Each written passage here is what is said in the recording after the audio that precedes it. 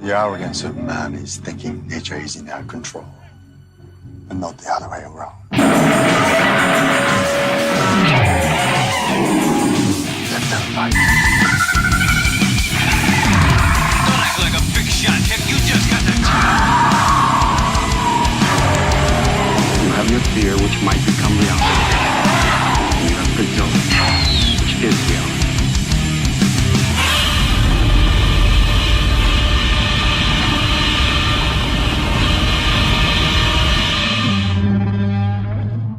And we are back with the next monster movie Stompdown. This is episode 6 for this section of the Sludgecast show. And with this movie, I, of course, have my co-host, Mark. Hey, how's it going? And Ruben. Hello from Corpus Christi, Texas. Yes.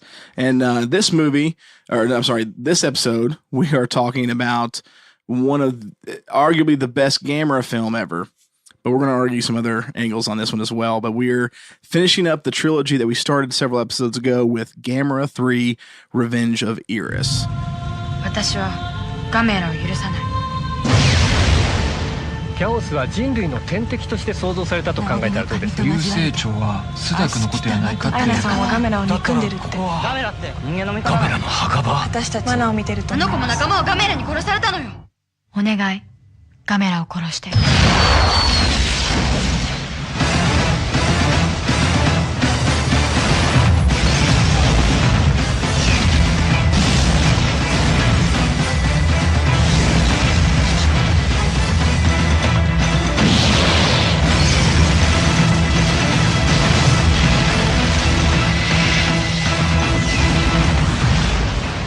Gamera 3天地火それ滅びなイリス殺して。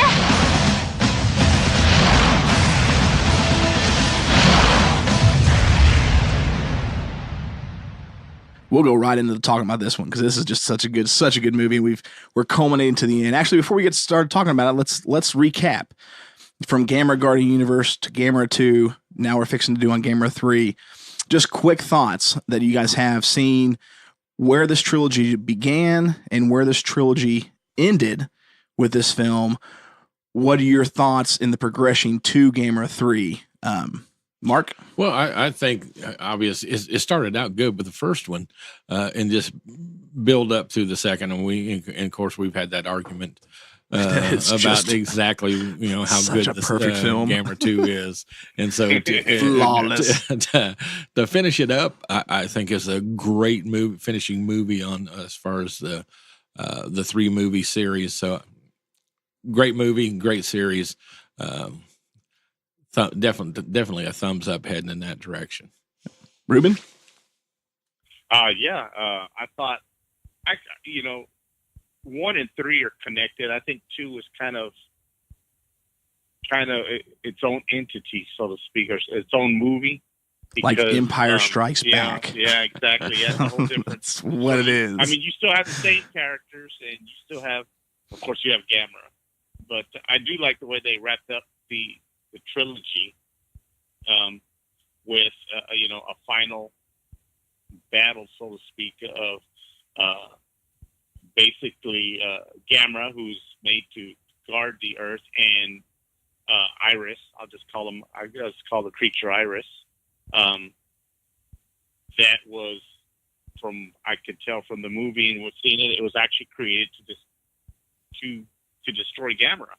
Yep. So you have 2 creatures that they were meant to destroy each other, and they meet in the final battle. I thought that was great. I really loved it, and you still had some Gaius in this one, and which just made it all the better for me because you had Gamera was basically up against the wall the whole movie, and I really enjoyed that. So I really liked the way they did it. From start to finish, from the first one, and like I said, second one's kind of its own deal, but it had the same character. It still built some characters.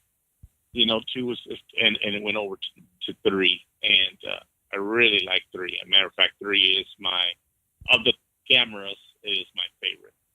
It is my favorite Gamera film. Sweet. So for me, it was the character development's huge. but Gamera, more than anything else, when you see him at the beginning of the trilogy at Gamera Guardian Universe, he's very, he's a giant monster, but he's friendly looking. He's got that hero look to him, a hero, looked in his face.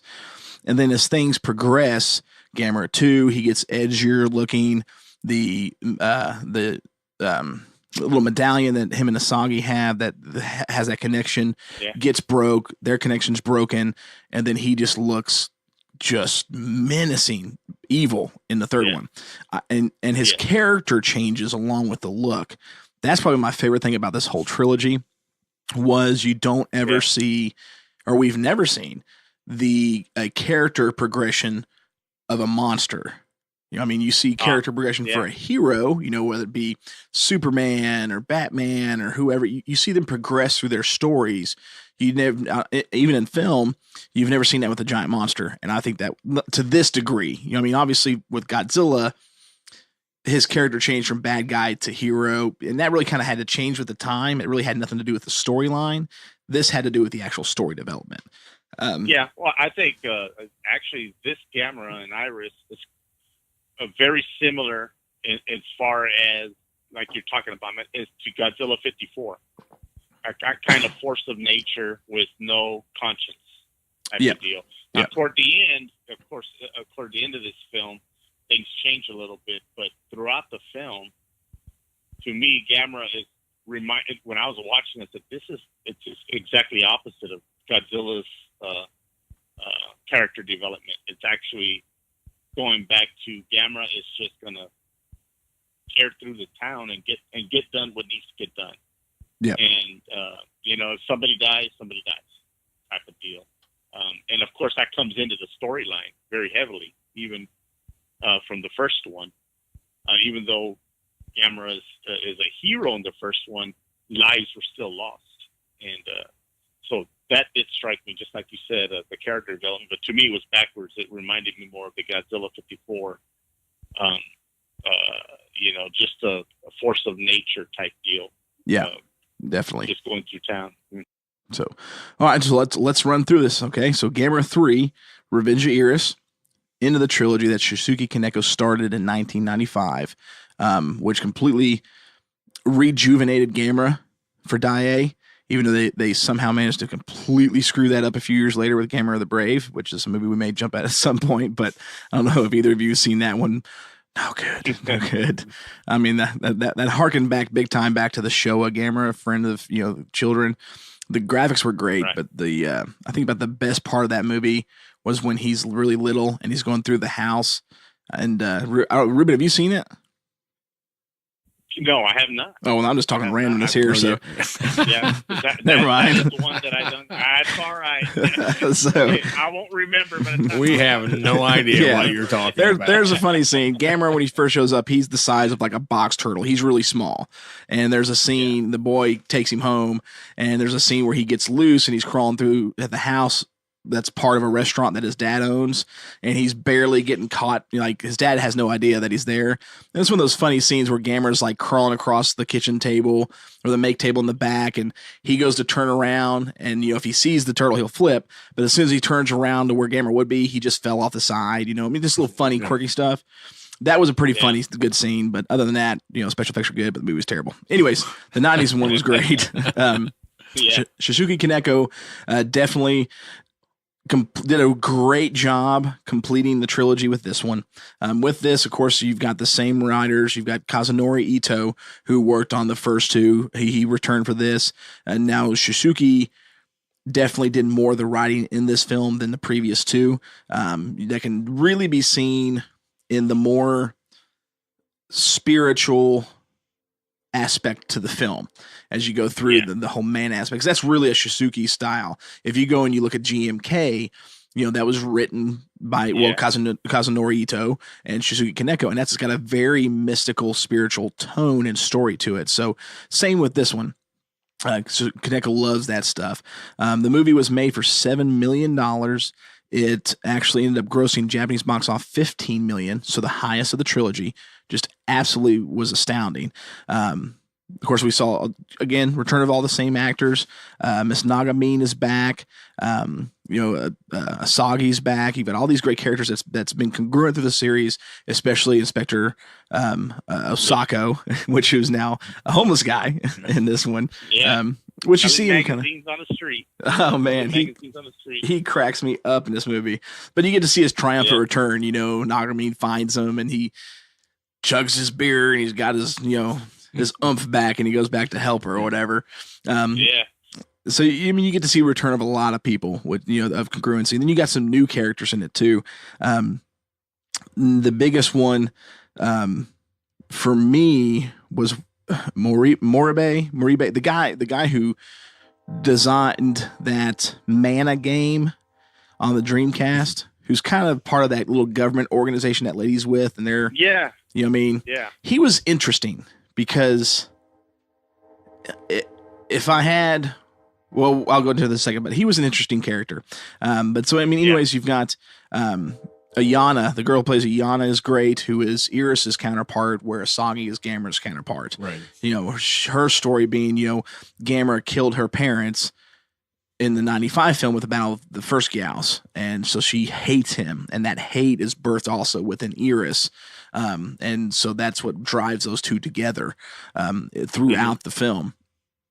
This movie, however, and this is we'll get we'll migrate into what we liked and didn't like about that film.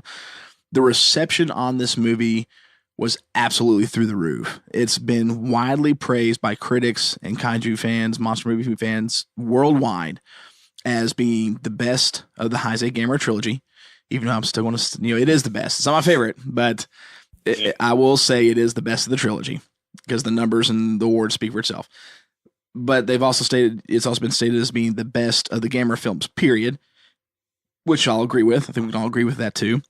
But it's also been labeled and widely regarded as one of the greatest kaiju films ever made. StompTokyo.com, back in its day when it was really, really big, when they did the glowing review for this movie when it first came out, they actually stated it, and I've got a copy of the quote, as Gamera 3 being the finest giant monster movie made since the original Godzilla. And it really, really, really is. And yeah, I would agree. It's so above par for any giant monster film. Prior to Godzilla 2014, no monster movie special effects wise, acting, directing, cinematography, soundtrack came close to Gamera 3. Gamera 3 was just it was like Avatar for the giant monster movie films. When it came out, it was just outstanding. The special effects was like nothing you've ever seen. If you watch the Blu-ray features for Gamera 3 especially, because they use some computer technology, and what we talked on Gamera 2, the scene where the Legion crawl up Gamera was the first really big computer graphics that they used for Gamera was okay. If you watch it in Blu-ray, it's still but they perfected it in this film. They realized, okay, this is what we can do and what we need to do. But if you watch the special features, you realize like that first attack with the Gyaos and Gamera, and that one that falls and he blows him up and he falls down and he ends up crushing him there at that subway line area, and you got all those people that get stomped down. They do that old school technique that Ray Harryhausen did with the stop motion animation. He had several layers of things before the film. So the film would be the screen. He'd have the shot of the background drop, then the set, and then the monsters, and it was all layered. And that's how you created that effect. They did that to the millionth degree on this. So you've got one shot of like the people being blown away or hitting stuff.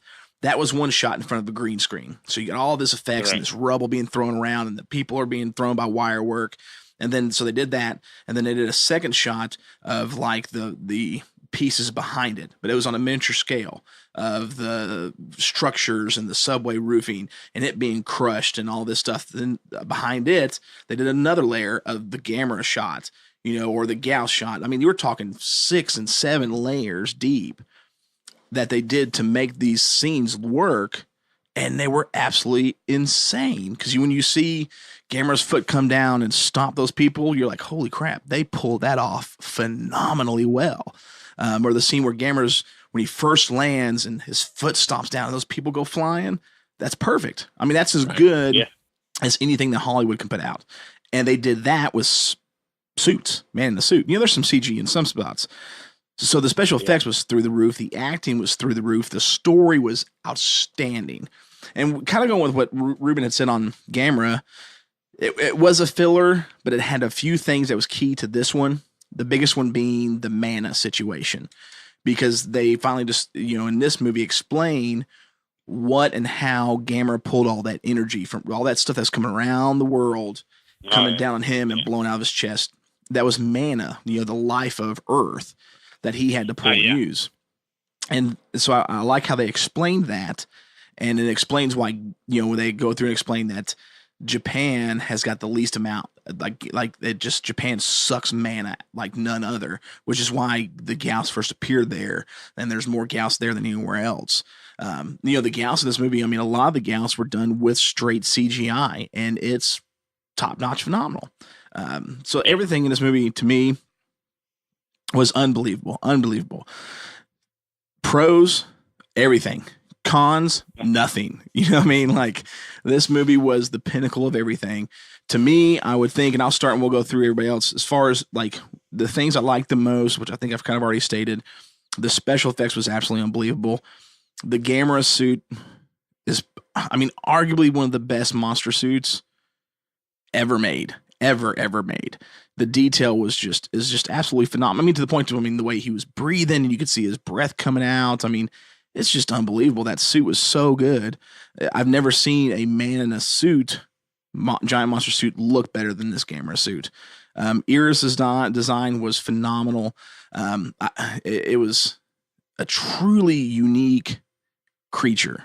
I never would have thought that someone would have been able to take an anime style monster and pull it off in a live action scenario and make it look good. Yeah. You know what I mean? So, and it really did. So the monster designs, the movie, I mean, there's nothing I didn't like about this film. Nothing I didn't like. Everything on this, unbelievably top notch. Unbelievable. I can run on this forever. Every little good thing that's great about this film. To me, the best part though has to be, and then we'll move on to let you guys talk about what your pros and cons, what you like, you know, didn't like. The best part of this film was the ending. You know, Gamera blows his arm off, uses, you know, catches that energy, makes the, you know, the flame hand and just wipes out Iris, saves Ayana, but he walks out in that storm and there's that just swarm of Gauss. I mean, it looks like hundreds of Gauss coming right down on him. The whole place is on fire and he's just walking and lets that roar out. It's like he's going to his last battle. That's it. This is the end for him. And then Gamera 3, you know, you get that side. I was like, oh my God. Like that's the ultimate cliffhanger of a movie that we'll never get anything to. Like we were left hanging there knowing he's going to his death, but he's going to take everything out with him. You know what I mean? It's just, it was so epic to me that ending was the best part of the film. Cause that to me, that's the pinnacle of any hero. A hero's ultimate thing that they can do. I look back and think about Captain America, Steve Rogers, when he was killed, you know what I mean? He was in the comic books, the Accords, was arrested and on his way to trial, he sees a sniper from across the street that's trying to shoot a cop and kill a cop. And he jumps and takes the bullet. And that's how Steve Rogers dies. And of course you got that ending comic panel with Iron Man sitting next to him. And it's just, you know, the whole Civil War story how it was originally done. That's the ultimate sacrifice of a hero. And so Gamera, even though as dark as he was through this film, that he makes the ultimate sacrifice there at the end. Like he shows himself, you know what I mean? If you look, I mean, when it says Gamera 3 and it says the true guardian of the universe, it's like that. Yeah. That's it. He is our guardian. No matter what happens, he will protect us, even if it means he dies. That ending was it. That ending alone was just why this is the greatest monster movie there is. Mark, your thoughts? Did you just say the greatest? It is, man. What about Gamera 2? That's my favorite. Okay, so I am really getting confused. If I'm on a deserted island and I can only pick two movies or one of two movies, I'm going to pick Gamera 2 because my personal favorite is Gamera 2. I can watch it more than Gamera 3. Well, Gamera 3's, I can go into why, but I mean, if I'm on a desert island, I'm picking Gamera 2 over Gamera 3, just for my personal taste.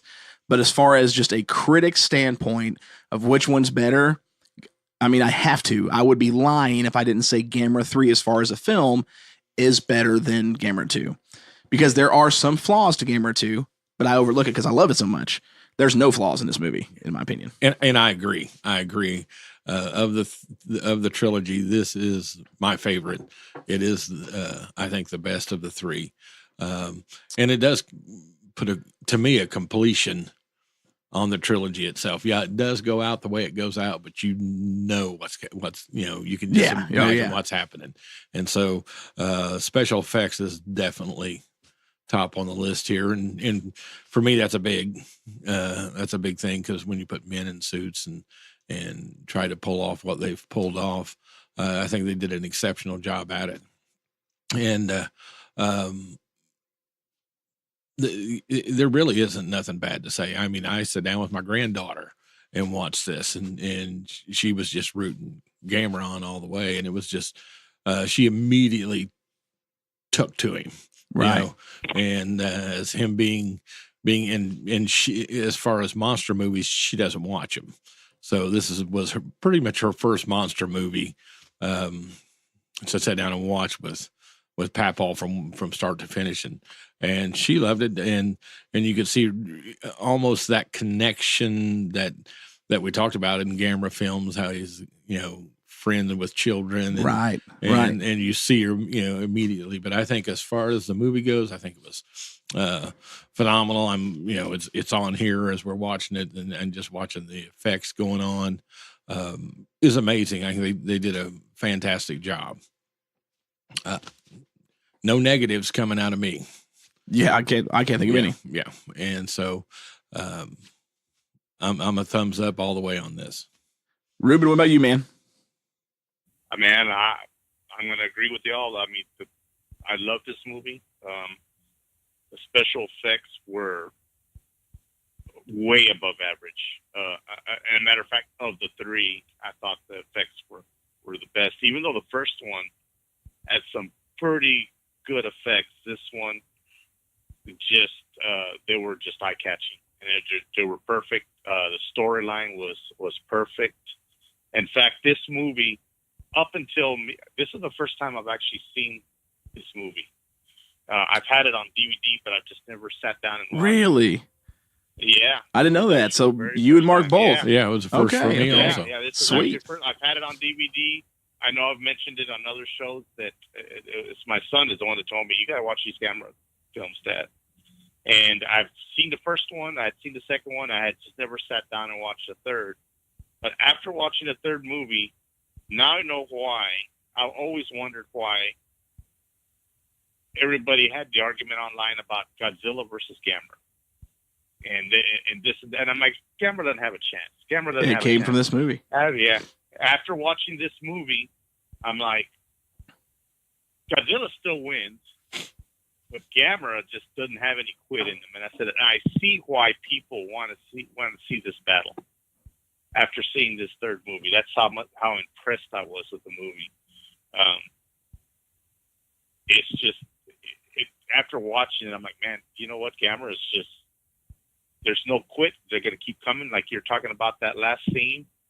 I mean, to me, there's thousands. To me, I just thought, oh, good Lord, there's about 500 guys coming down on him, and he's just standing there, and he's gonna take them all down, or he's gonna try. He's gonna die trying. And it was just good all the way around. I'm a Godzilla guy all the way. I would never say that if Gamera was a better monster than Godzilla. But after watching this movie, I can tell you, I would like to see that battle now. I would like to see how it would turn out. Yeah, it would be epic. I was like, you know what? I'd love to see it now. Ruben, did you just take a shot at Sludge over here with your Godzilla all the way, and how he made reference to Gamera 2 being the best monster movie? Okay. Well, I didn't want no misunderstanding. You guys wait. That's a good shot, sir. Good shot. Yeah, I didn't want any misunderstanding on who I know, who I think is King of the Monsters. Okay, there's only one King of the Monsters. That's right. And you're never going to change my mind on that. and that's it. But now, like I said, after watching this movie, I can see why. I can see why that would be awesome if we ever got that. I know we got two different studios, and it probably will never happen, but it would be awesome. We got Spider-Man to cross over to the MCU, so it can happen. It could. It could happen. It could happen. What about cons? Did you have any cons for this film? No, not really. I really liked there wasn't. I didn't see anything that I would call a negative at all. I can't say anything negative about the special effects. I can't say anything negative about the storyline. I kind of didn't like the character of even though I liked the mystical thing, I didn't like, I can't remember his name, that creepy guy with the long hair that was Moribe? It got Stompdown. Yeah, Moribe. Yeah. I didn't like that character. He was kind of... He was odd. Yeah, he was out there. Very odd. And I don't know, he didn't seem to fit in the storyline as well. He just didn't. He didn't seem to belong. I know all that mystical. It all came into play, but for some reason, for me, he didn't fit. They could have gotten somebody else, or maybe he could have acted it a little different. Maybe I can see what you're saying there. Yeah, because I think the character itself was there and made sense. Right. He was just odd at acting it, I think. Yeah, exactly. And that's what. Yeah, there you go. I just didn't like the way he presented it, I guess. Mm-hmm. It was important to the storyline, but that's the only negative thing I could think of. And that's so minor that, I think every movie is going to have somebody who brings down the acting a couple of notches. I think there's very few movies. There's a couple out there, but there's very few movies that doesn't have one actor or actress or something that doesn't kind of like. He just doesn't stand. That just doesn't stand toe to toe with the rest. Yeah. Yeah, exactly. Yeah, and this one is so well acted that I think it made it more obvious that he wasn't as great as an actor as the others, maybe. But other than that, so you actually, when the building falls on him, I was fine with that. I was too, actually. I was totally okay with it. Yeah, with me, like with that character with Moribe, it's one of those borderline things where, like, I don't know if I could call him a negative to the film, maybe because that character is needed and makes sense. But if I could call him anything a negative, it would be him, only because of there's those few times in his acting where it's like, dude, you're not keeping up with everybody else in the rest of this film. Step up the game a little bit. I kind of hesitated to call it a negative because it was kind of it's borderline. But, but it was just, it could have been done better. But other than that, everybody else was excellent. And I really liked how the story developed. Like I'm comparing it to Godzilla 54, so that should tell you how I feel about it. I felt like the story was just as strong as Godzilla 54. And you had gaps where you had no monster action and you didn't mind it. Oh, yeah. And rather long gaps in this movie. Yes. Because you've only got... And you didn't mind it. Yeah. Yeah, you've only got 2 monster fight scenes. That's it. Yeah. This whole film. And one of them, the first one with Gamera and the Gauss is about 8 minutes. And then you got the end. That's it. And this is the longest film of the trilogy at 1 hour and 47 minutes. So you're looking at maybe 40 minutes of actual monster time, if not less. And the rest is all human characters. And it's good. Yeah, yes. Yeah.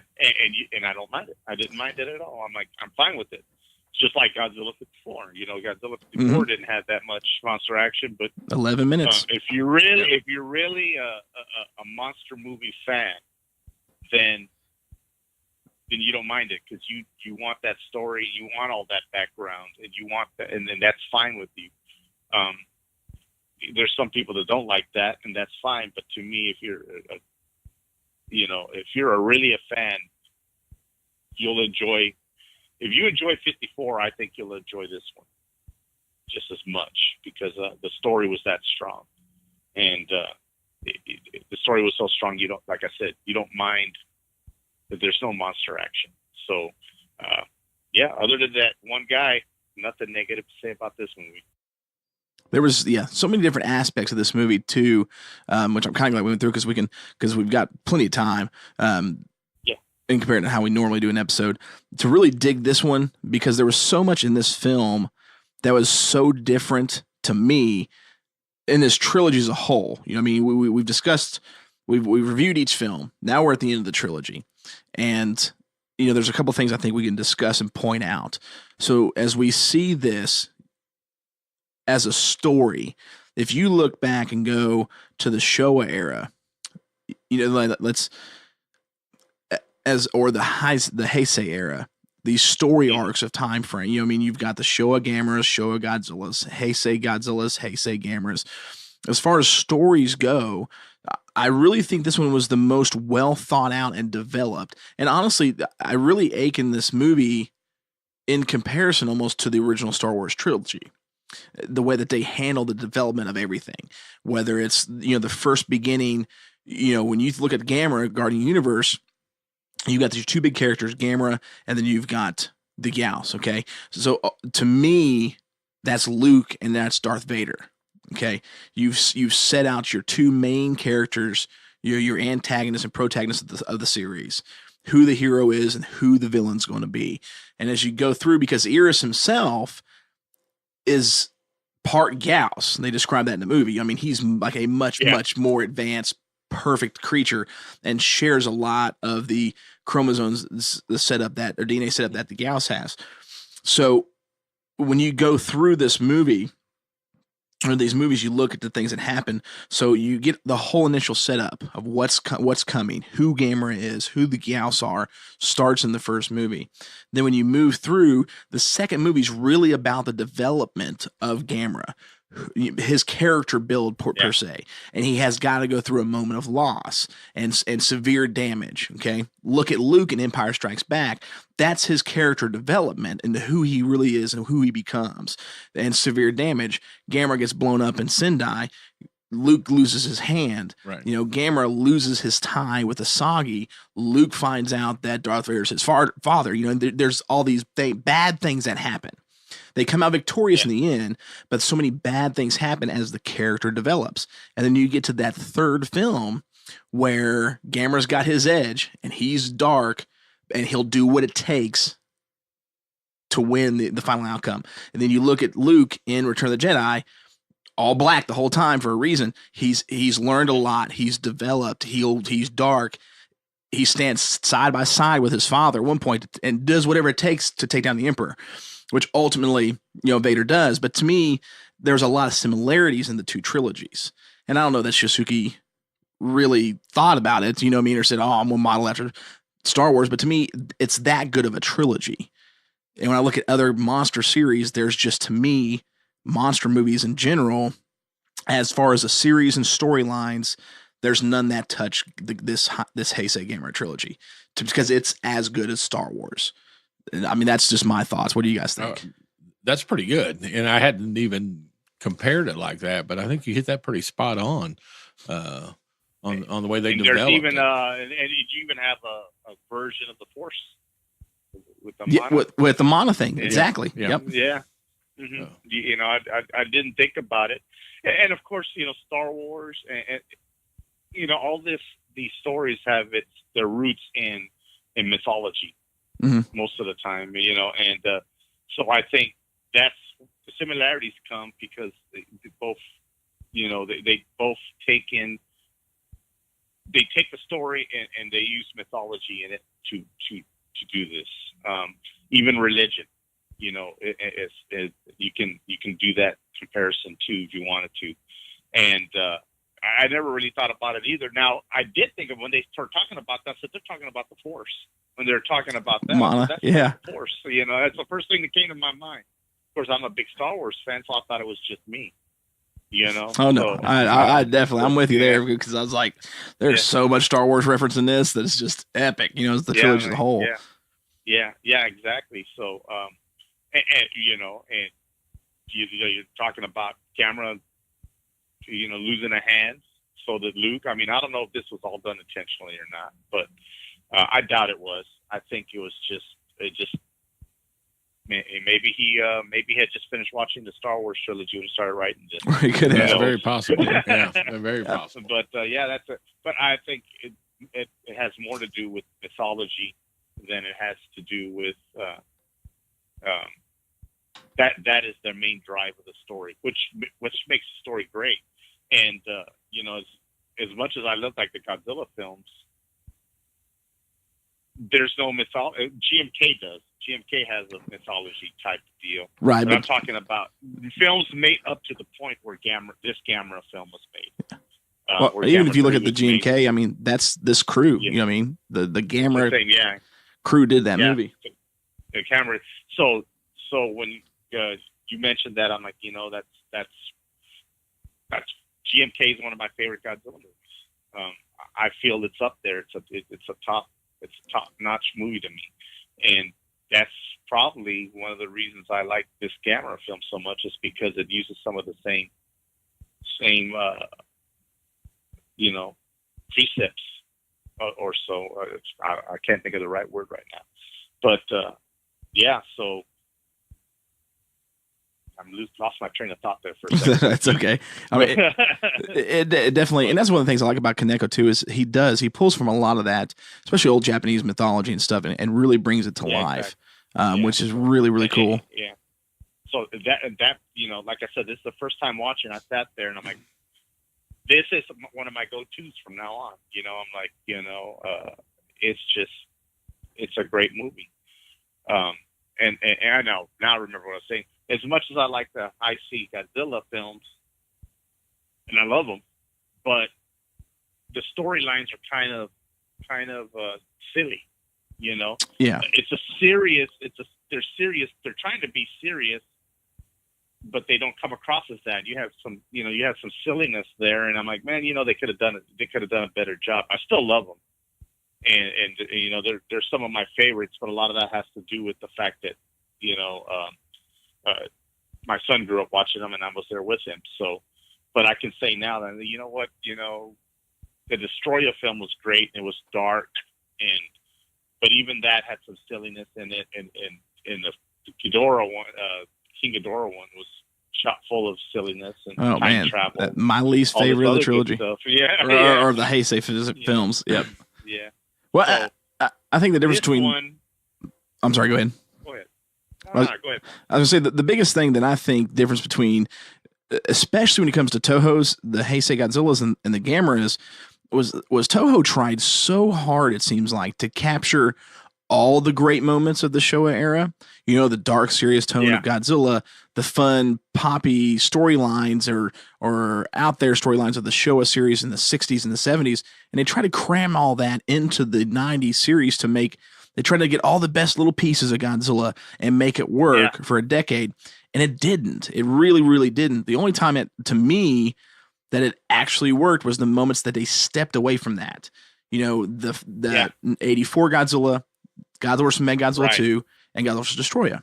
The three moments of that trilogy, or that series, when they stepped back from that formula, trying to recapture the magic, was when they really shone. And that's what I think was really good about Shusuke's Gamera Trilogy, is there's nothing in comparison. There's nothing in this trilogy that takes you back to the original, other than the character is Gamera.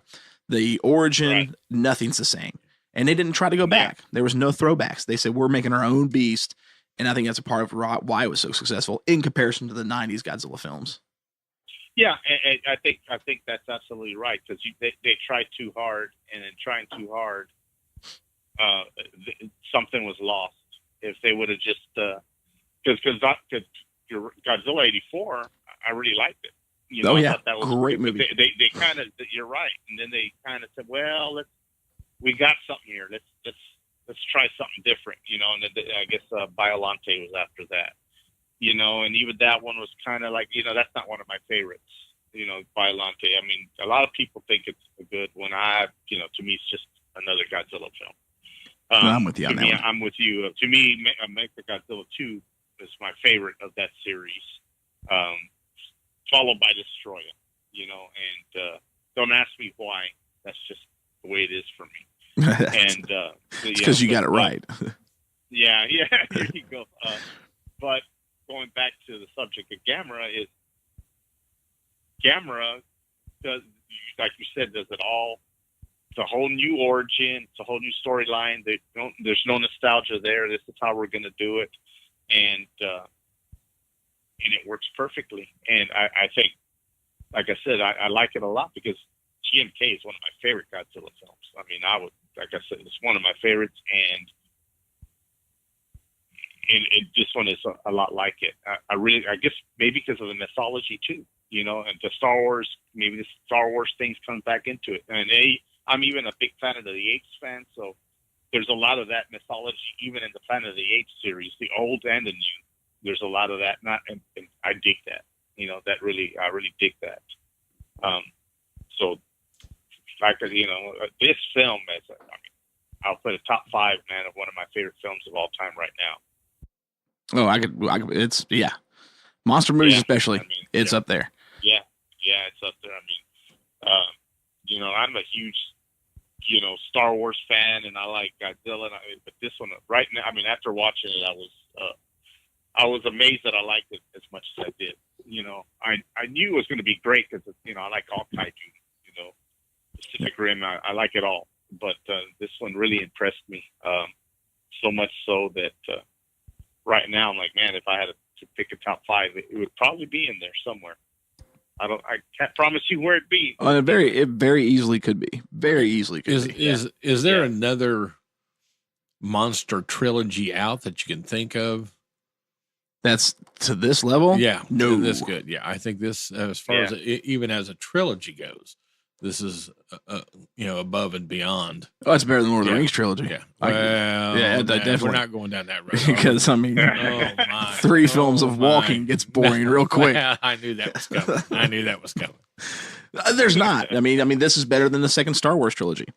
1, 2, and 3. This is one of the greatest trilogies, I think, on the planet. It's really cool, and something I want to throw in, a little tidbit, is that ending left such an impact to this film in the Kaiju Aiga, in the Tokusatsu film world, that a fan movie was actually made very well, from my understanding, called Gamera for Truth. Now, the crew behind this did so well, they ended up going and making 2 other giant monster movies that were actually very good and picked up. Riego, or Deep Sea Monster Riego is one of them. And then there's another one, I think Nahara, the long-haired monster. They're like 30, 40-minute monster movies that are good and distributed and just phenomenal. But that crew started with Gamera for Truth, and they picked it up, from my understanding, because it's never been, they showed it at a few small festivals, but they were never allowed to legally release the film or on DVD. So there's no way for us to, we'll never get it. You know what I mean? There just exists their crew's copy. But in it, Gamera takes on the Gauss, but there ends up being like a super Gauss, an albino Gauss. It's a white, and it all culminates to an end between the 2 of them, and ends with Gamera versus Gauss. Started with Gamera versus Gauss and ending with Gamera versus Gauss. And that'd be interesting to see. Oh yeah, and the special effects were phenomenal. Really, what pictures are out there, it's really, really, really good. But it's kind of like that. Kind of like Godzilla versus the Wolfman. Like, we'll get pictures, or some little bits, but we'll never see it. I think Shonen Jump or Tokyo Pop. There was magazines that were releasing photos of what was going on because it was that big over there at the time, and but they just they never legally could release it. Which I'm like, it stinks. There was small hope when Daiei got bought out by Katakawa Pictures, and that's when they did Gamera the Brave, that they would pick up Gamera for Truth and release it, but that never went through, unfortunately. So out there is a fan-made ending to this. You know, even though I think the ending is as best as it's going to get. But somebody wanted to go, gotta see him fight the Gauss, you know, and they went above and beyond and made one. So it's out there. Hopefully one day we'll get to see it. So so I've been saving this towards the end. Oh no. Okay. Because this is something that with this movie, we're going to get into the argument realm here. Rotten Tomatoes. Before you get to that, before you get to that, I'm going to say this. Revenge of the Sith is it's an underrated movie. It is actually very good. There is. When you said something about that, I heard him groan in the background, like, "Oh no!" My God, I don't think so. I'll give you clones, man. I'll give you the clones as being not great, but the clones only. Oh no, man! I like. Again. We would like to thank Ruben for being a part of the monster movie Stompdown. This was a great final episode. Just kidding. But I personally like Revenge of the Sith and Phantom Menace. Well, when it came out, my boy was just so excited about it that you know, and it had Darth Maul in it, so you got to get points for that. But it's Revenge of the Sith. You know, I put it up there with. Me and my son always have a discussion. Revenge of the Sith or Empire Strikes Back. Of course, I'm an Empire Strikes Back guy. But he's a Revenge of the Sith guy, and he's almost got me convinced that it's good. Yeah, he loves Revenge of the Sith. You cannot put Empire and Revenge of the Sith in the same boat. There's just no way. You can't. No, well, we just always have that discussion, and But you tell RJ he's wrong. That's all there is to it. Well, but the thing is, it's a generational thing. And that's what I've noticed is I just wanted to get this out there for our generation. It's Empire Strikes Back. For his generation, it's a lot of it's for him. It's Revenge of the Sith because that's what he gets the same feelings we get out of Revenge of the Sith. We get out of Empire Strikes Back. He gets that from Revenge of the Sith. And when we're talking about it, I notice his passion is just as strong as mine is for Empire Strikes Back. But we're a different generation. Right. See? So like the other, in a past episode, you said this Planet of the Apes trilogy, this new trilogy that came out was better than the old one. And I groaned at that too. Right. Because it is generational. I grew up as an original Planet of the Apes, and I watched them all. And I'm like, you're not going to tell me that the original Planet of the Apes isn't better. I mean, it was just outstanding for its, especially at a time. At its time, I noticed this thing. It's a generational thing, So I mean, I love War Planet of the Apes. I mean, that's the best one of the three. Of them all. But yeah, them all. Well, I like the original Planet of the Apes. Well, man, for me, when it comes to the Planet of the Apes, it's the first. To me, the only Planet of the Apes films that matter is the original one, the very first one, the original series, and then the new trilogy.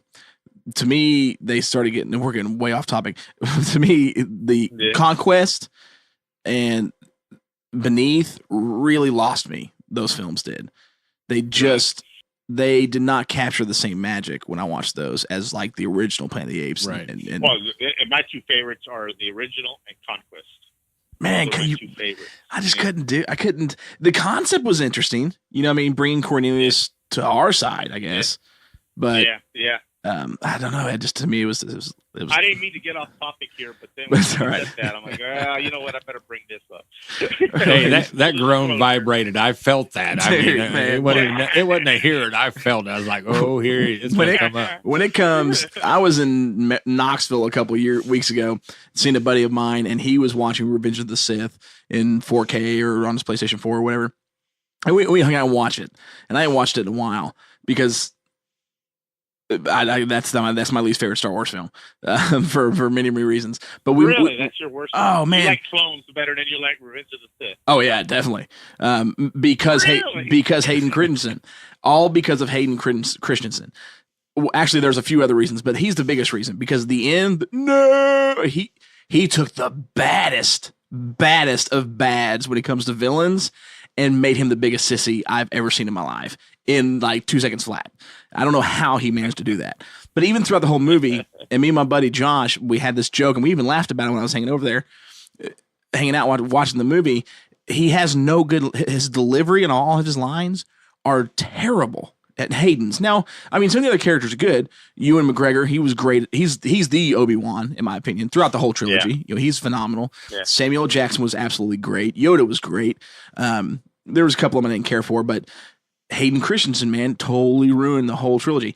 But we state he has one good line in all 3 films. Hayden Christensen actually delivers a line that's worthy of acting, and it happens to be Revenge of the Sith.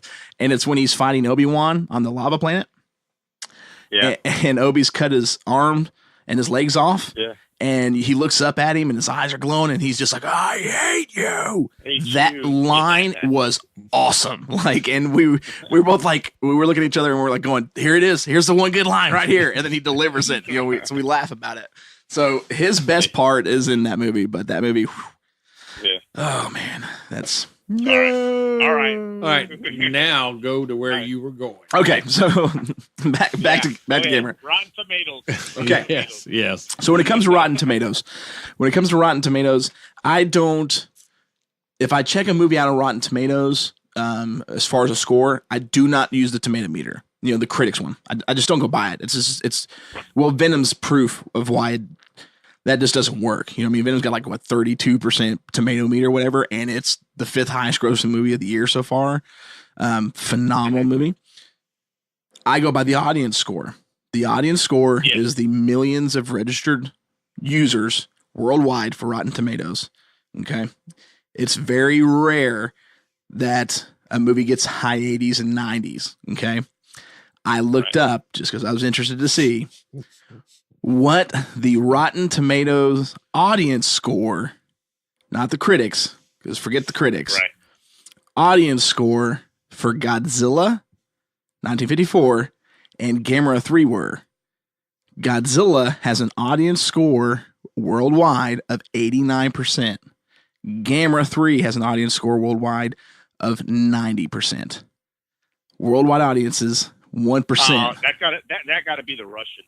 The Yes. You got to be Putin in there somewhere. But I found that very interesting because that's a very hard debate. To me, I mean, Godzilla, the 54 one. I mean, that's the ultimate giant monster film.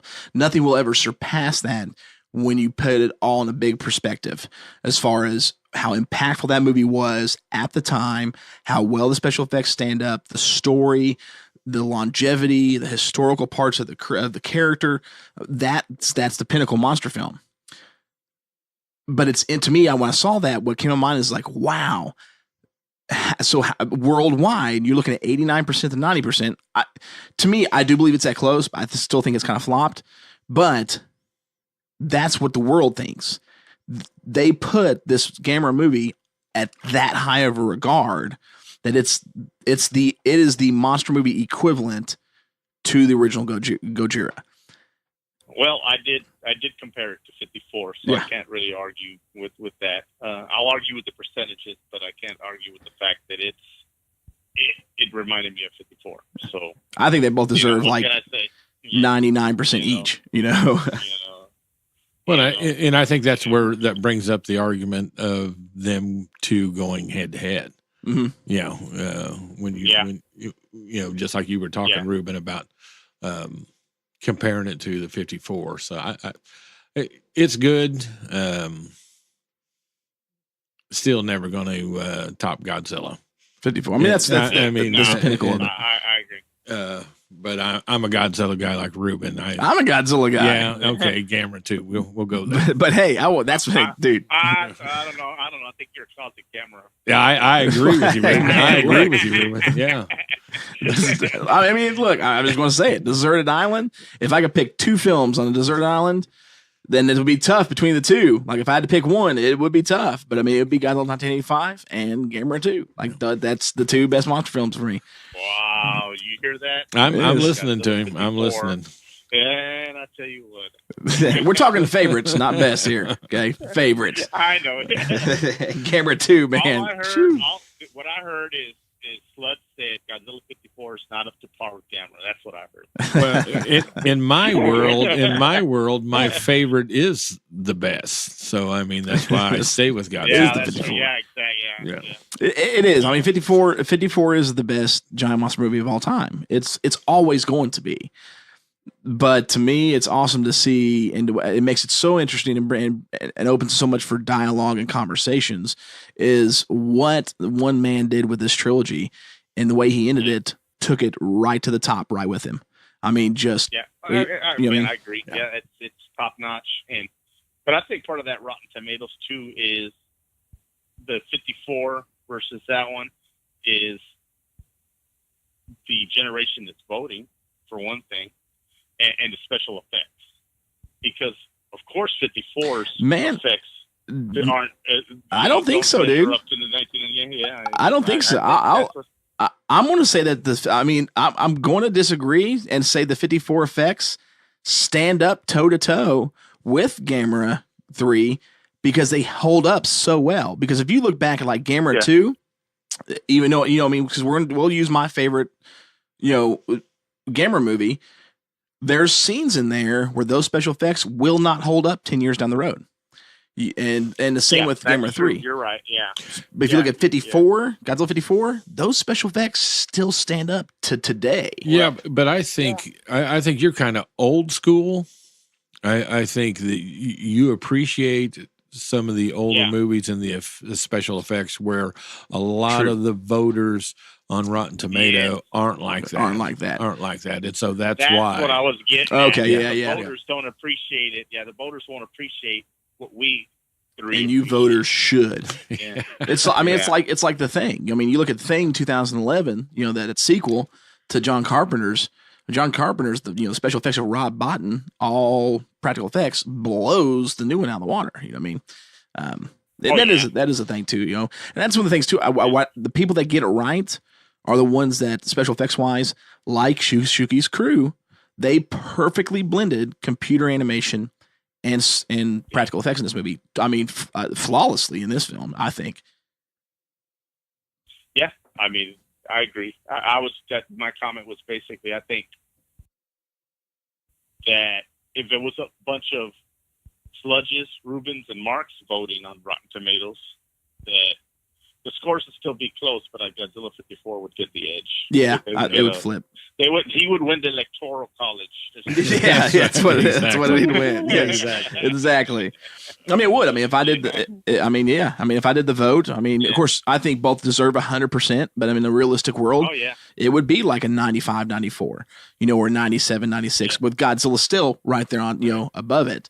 Yeah, but this one,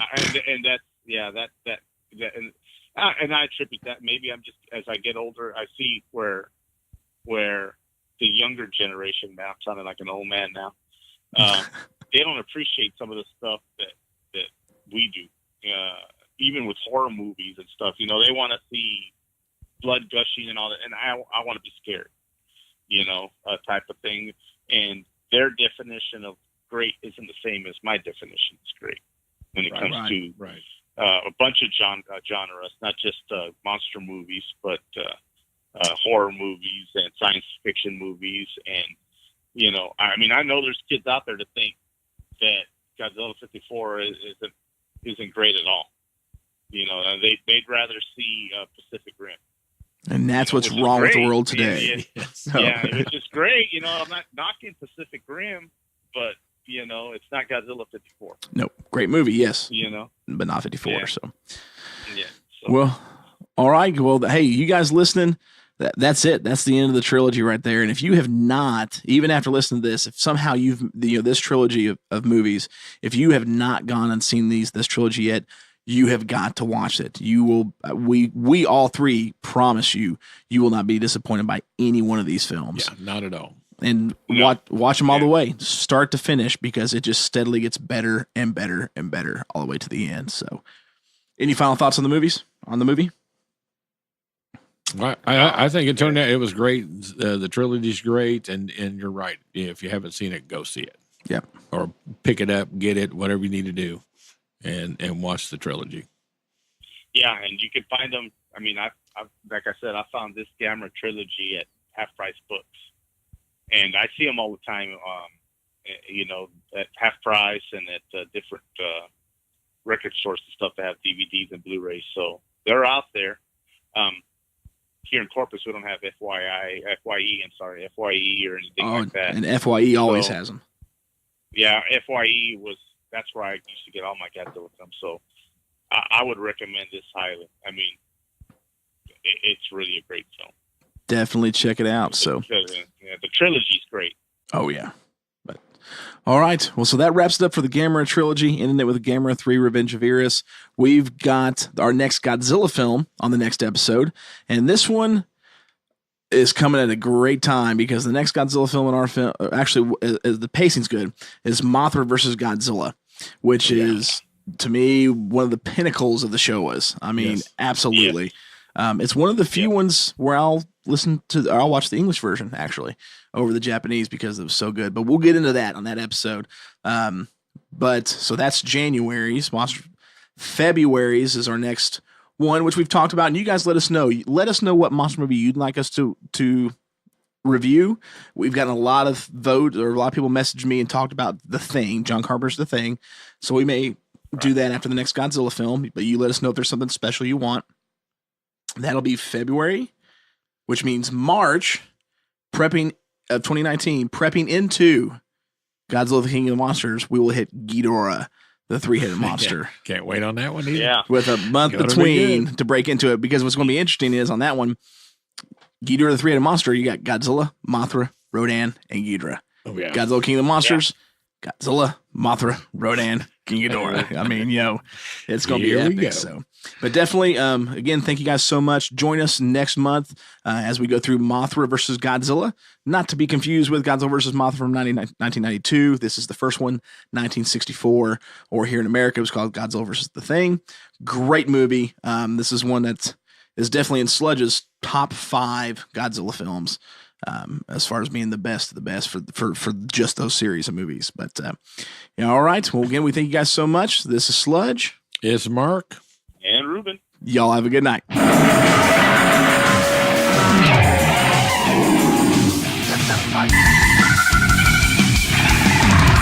act like a big shot, Tip. You just got the... You have your fear, which might become reality. You have Godzilla, which is reality.